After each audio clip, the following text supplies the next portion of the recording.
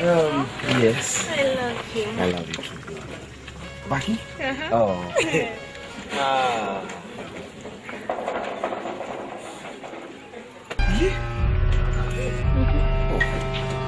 Not again. Paul anzizemu. Paul akuzeshi. Paul kavuka koze motoka yange. Akizile bisumuzo y'imotoka yange. How could I forget?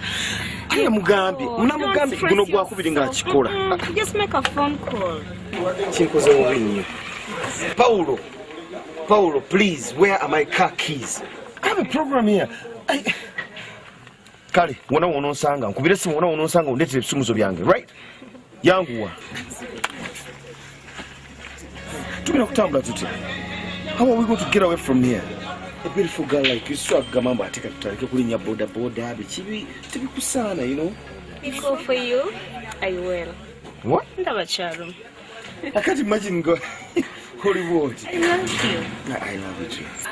Boda! Jangu! Sina boda, yes? Yangu!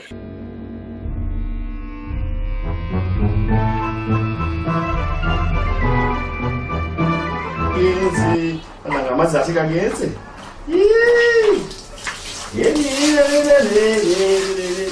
Zina yangu bya kumulimo. Basi mogeze. Wani akubida. Hey honey, how are you? You're at the office? Yes, I'm at the office. Nendi busy nnyo. I'm at the reception. Wanje uli ku reception? Ndi mu board meeting. Siroza nti eneggwa kati. Kubanga hold on. Mwe computer muzije wao muziteeke eri.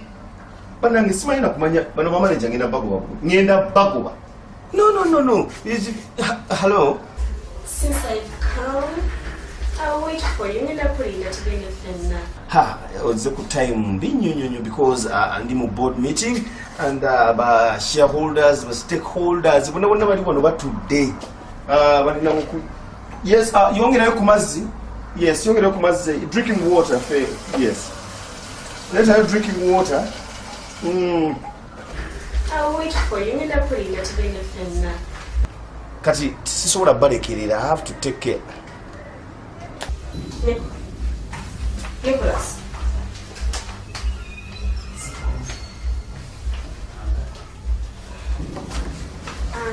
Hello? Oh, hello, madam. How are you? I'm fine, and you? Can I please use the ladies? Oh, of course. Use the corridor. Yeah. Kati ogende straight. Wasemba. On your left, you go from Melbourne. Yeah. You see the ladies on the right, of course the gents on the left. Thank you. You're welcome.